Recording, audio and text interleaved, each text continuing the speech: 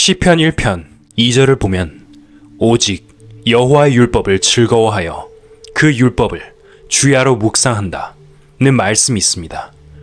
레위기 11장에 한 번 뜯어먹은 풀을 다시 새김질하는 소와 양 같은 동물들이 나옵니다.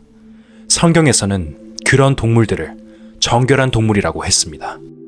반면에 돼지 같은 동물들은 먹기만 하고 새김질을 하지 않기 때문에 부정한 동물이라고 합니다. 이것은 사람 중에 말씀을 듣고 나서 자신을 다시 돌아보지 않고 그것으로 끝나버리는 돼지 같은 사람과 소처럼 언제나 새김질을 하는 사람이 있다는 뜻입니다. 하나님의 말씀에는 깊은 뜻이 담겨 있어서 새김질을 잘하면 그 안에서 뜻을 음미할 수 있고 소화할 수 있다는 것입니다. 하나님 앞에서 구별되고 거룩한 사람은 하나님의 말씀을 한 번 듣고 그것으로 끝내는 것이 아니라 자꾸만 되새기는 사람입니다. 그런 사람은 성령으로 말미암아 하나님의 말씀을 음미할 수 있는 힘이 있는 것입니다. 시편 첫 구절에 복 있는 사람은 이라는 말씀이 나오는데 일반적으로 기독교인들은 주로 복을 받기 위해서 종교 생활을 하고 있습니다. 교인들은 대개 목사가 자기 집에 찾아와서 복을 빌어주기를 바랍니다. 그래서 목사는 마치 복을 짊어지고 복 장사하는 사람처럼 복을 나누어주는 경우가 많습니다. 여러분들은 그런 복을 바라지 않으리라 생각합니다. 우리는 구원과 동시에 이미 복을 다 받은 사람들이기 때문입니다. 다만 자신이 받은 복이 무엇인지 잘 모르고 그 복이 우리의 삶에 잘 나타나지 않는 것이 문제입니다만 이미 복은 우리들에게 충분히 주어진 것입니다. 저는 구원받은 다음에 하나님 앞에 금식을 하면서 간절하게 구한 것이 하나 있습니다. D.L. 무디, 찰스 피니, 그리고 조지 뮬러와 같이 유명한 신앙인이 되기를 원했던 것입니다. 그래서 나도 한번 그렇게 큰 일을 해야겠다 하고 굉장히 공을 들여서 기도했습니다. 얼마나 심혈을 기울여 기도를 했던지 기도하다 지쳐 쓰러져 잠이 들 정도였습니다. 구원받고 나서 2년도 채 안 되었을 때의 일입니다. 그때 저는 꿈속에서 성경 구절 하나를 읽고 깜짝 놀라 깨었는데 그 말씀은 내가 은혜 베풀 때에 너를 듣고 구원의 날에 너를 도왔다 는 구절이었습니다. 나중에 정신이 들어서 생각해보니 고린도 후서 6장 2절에 있는 말씀이었습니다. 그때 저는 그것이 내 기도에 대한 하나님의 응답이라고 생각했습니다. 그 말씀은 구원 받을 때 이미 다 주었다는 의미입니다. 우리가 하나님과 함께 일하는 자로서 너희를 권하노니 하나님의 은혜를 헛되이 받지 말라.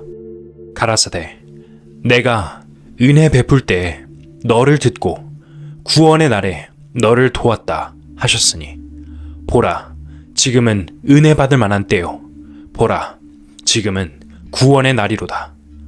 우리가 분명히 알아야 할 사실은 구원이라는 단어가 내포하고 있는 의미는 단순히 우리의 영혼이 죄사함 받았다는 그런 정도의 뜻이 아니라는 것입니다. 구원 속에는 모든 것이 다 포괄적으로 함유되어 있습니다. 그래서 저는 그 후로 그렇게 기도하지 않았습니다. 그 성경 말씀을 통해서 구원 받을 때에 이미 주셨다고 한 것을 알고부터는 그런 욕심이 없어졌어요. 그것이 제게는 헛된 욕심이고 아무것도 아닌 존재가 교만하게 큰 일을 바라고 있었다는 것을 알았기 때문입니다. 몇 년 전 아침 일찍 일어나 묵상하는 가운데 요한복음 6장의 내용 중 예수님께서 오병이어로 5,000명을 먹이셨던 사건이 생각나면서 그와 같은 역사가 우리 교회에도 이루어졌다는 것을 알았습니다. 그때는 당장 한 자리에서 5,000명을 먹이셨지만 지금까지 수만 명의 사람들이 구원받은 것은 영적 양식을 먹은 것입니다. 분명히 하나님의 약속대로 된 것입니다. 그래서 우리는 이 복이라는 말의 개념을 좀 분명히 할 필요가 있다고 봅니다. 참 복이란 영적 축복 속에서 참 신앙생활을 하고 거룩한 생활을 하고 주님께 순종하는 것이 복된 일인 줄 알지만 실제 생활 속에서 내가 추구하고 찾는 것이 정말 그것이냐 하는 것을 되돌아봐야 합니다.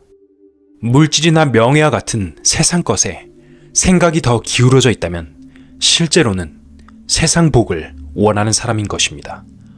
육신의 복이 아닌 참다운 복을 구하는 마음의 자세가 갖춰져 있지 않으면 이 시편 1편을 읽어도 별로 마음에 와닿는 것이 없을 것입니다.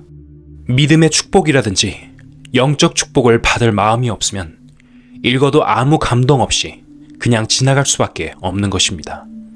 그러나 그 마음이 주님으로부터 오는 참된 복을 진정으로 추구하고 원하는 사람이라면 이 성경을 읽을 때 마음에 와닿는 것이 있을 것입니다. 마음의 자세, 태도 여하에 따라서 단 한 개의 단어가 문제를 풀어줄 수도 있는 것입니다. 마태복음 13장에 보면 씨 뿌리는 비유가 있습니다. 이 비유를 보면 문제는 씨에 있는 것이 아니라는 것을 알게 됩니다.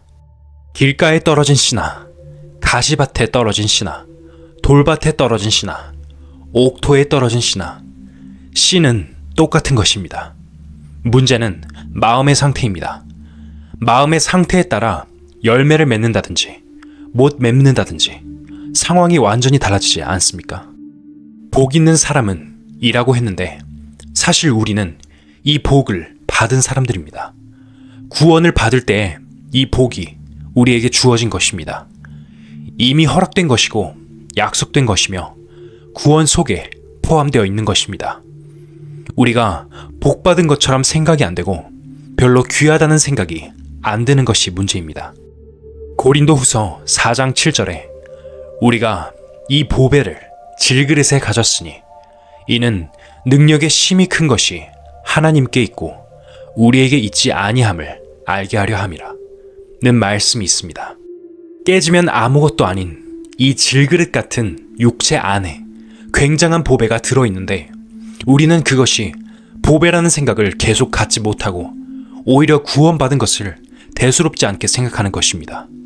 심지어 어떤 사람은 구원 좀 늦게 받을 건데 라는 말을 했다는 소리를 들은 적이 있습니다. 마음의 자세가 잘못되어 있는 것입니다. 복 있는 사람은 악인의 꾀를 쫓지 아니하며 라고 했는데 악인의 꾀는 악인의 계획을 말합니다. 그렇다면 악인이 누구일까요? 아담을 한번 생각해 봅시다. 아담이 지은 죄는 현대 감각으로 볼 때 큰 죄라는 생각이 안 듭니다. 금단의 열매, 따먹지 말라는 열매, 좀 따먹은 게 뭐 그리 큰 죄냐 하고 생각할 수 있습니다. 그러나 사람을 죽였다거나 인신매매를 했다면 누구나 할 것 없이 아주 악한 죄인으로 생각할 것입니다. 이것은 선과 악의 개념이 달라서 그렇습니다. 성경은 하나님의 말씀이기 때문에 우리는 하나님이 보시는 관점에서 악인을 생각해 보아야 합니다. 아담은 악인이 되었습니다.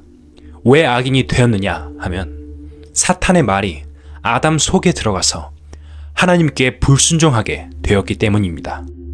아담 안에 사탄의 법칙이 심어짐으로써 가장 먼저 사탄에게 속한 사람이 되어버린 것입니다.